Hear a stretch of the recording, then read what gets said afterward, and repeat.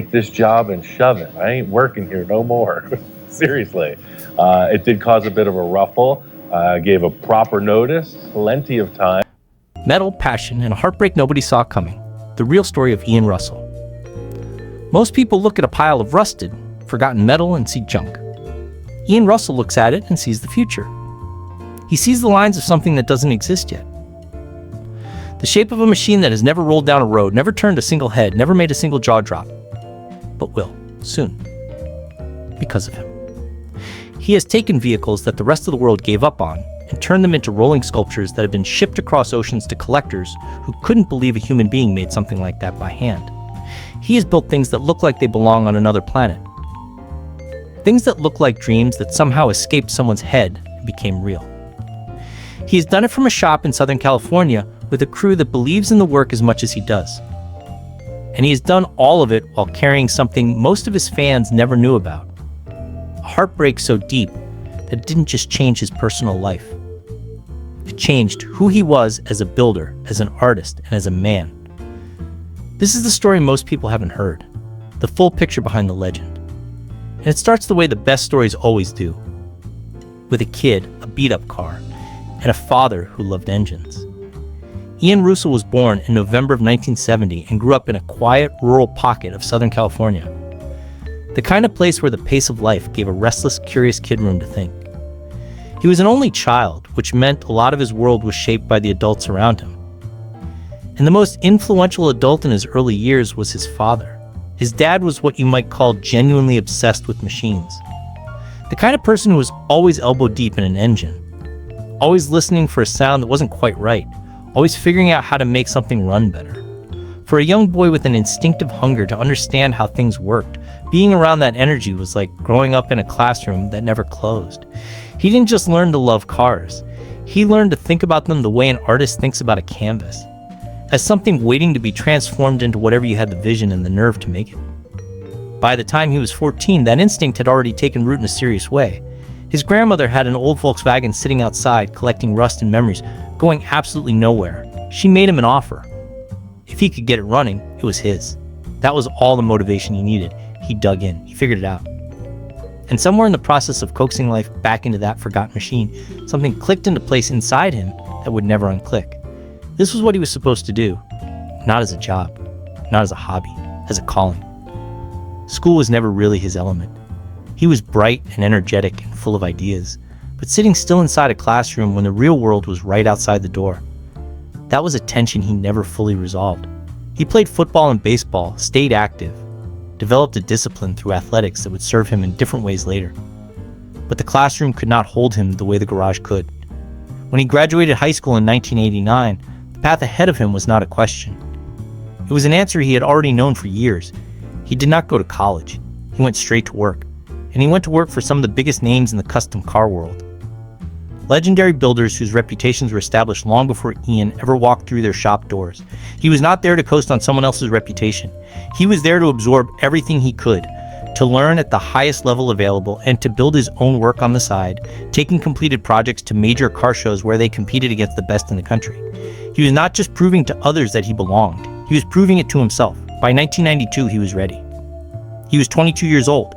And he opened his own custom fabrication shop with support from family and friends who believed in what he was building. At an age when most people are still figuring out what they want, Ian Roussel was already welding his future together piece by piece. The work was relentless. The hours were long. But the output was undeniable. His ability to take something broken and abandoned and reimagine it into something no one had ever seen before started drawing serious attention. By the mid-2000s, he was being ranked among the top custom builders in the country. Not by fans online, but by industry professionals who knew what excellent work actually looked like. And then in a development he genuinely did not see coming, the cameras found him. It started simply enough. Someone asked him to put together a video showcasing his builds. A straightforward project, a documentation of the work. Nobody involved was thinking about a television career, but that simple request set off a chain of events that eventually led to his own show. A series that would follow him through every stage of a build, from the first conversation with a client to the final reveal, capturing the full scope of what it actually takes to transform an idea into a machine. The show premiered in the spring of 2014 and immediately found an audience that couldn't look away. The reason it worked was not hard to understand. A lot of television built around craftsmanship leans heavily on manufactured drama. Arguments between crew members, artificial deadlines, conflict that exists to fill time between the actual interesting parts. Ian's show was almost the opposite of that. There was no scripted tension, no fake stakes. What it offered instead was something rarer and more valuable. A genuine, unfiltered look at what mastery looks like when it's being practiced in real time. Watching him move through a build was like watching a chess grandmaster think. You could see the entire picture he was working toward even when the individual pieces were still scattered and raw. What made it even more compelling was the way he worked. Ian Roussel does not sketch out a design and then try to figure out how to build it. He sees the finished object in his mind, fully formed before a single tool has been picked up. The sketches and models he creates along the way are not a discovery process. They're a translation process.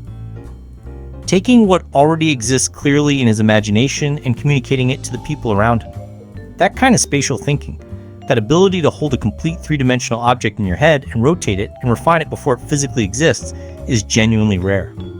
And the show captured it in a way that made viewers feel like they were inside his thought process with him.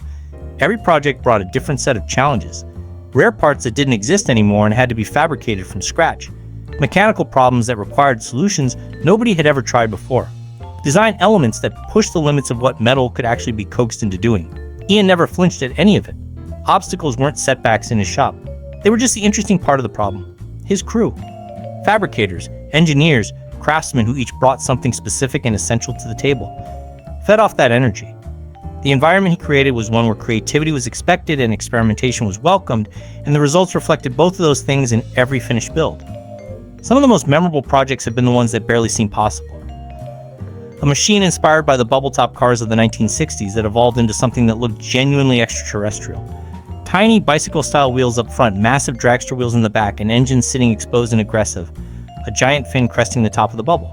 It was a functional machine with a real engine and a working transmission. It was also something that looked like it had been designed for a surface that does not have roads. That car later sold at one of the most prestigious automotive auctions in the country, drawing attention from collectors who understood what they were looking at. His work has traveled far beyond California. Completed builds have been crated up and shipped to collectors in Japan, Germany, the Netherlands, and beyond. People who discovered his work through the show and decided they needed to own a piece of it. There is something quietly remarkable about that. A kid from a small rural community in Southern California, building things in a shop by hand, and those things ending up on the other side of the planet because the people who saw them could not imagine not having them.